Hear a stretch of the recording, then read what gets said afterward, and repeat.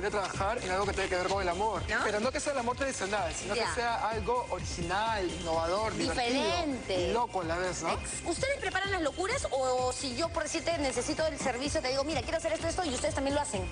Por supuesto. O sea, armamos toda la producción de cada locura que nos piden. Ya. O si alguien no tiene ni siquiera la mínima idea de qué puede hacer para un cumpleaños, para un aniversario, para una pedida de mando, Ya. le damos las ideas de la propuesta que le podemos ofrecer, ¿no? Tenemos varios servicios de locura. Cuéntame, ¿cuáles son los servicios? Corazón de regalones, que llevan regalos a las casas de manera divertida. Ya. Veladas románticas. Ya. Tenemos multicitas, tenemos locuras de bodas, que son shows de matrimonios. También para quinceañeros, para cumpleaños, fiestas temáticas. Tenemos Oye, una de infinidad todo. de servicios. De así todo es. para escoger. ¿Y con cuánta gente trabajas?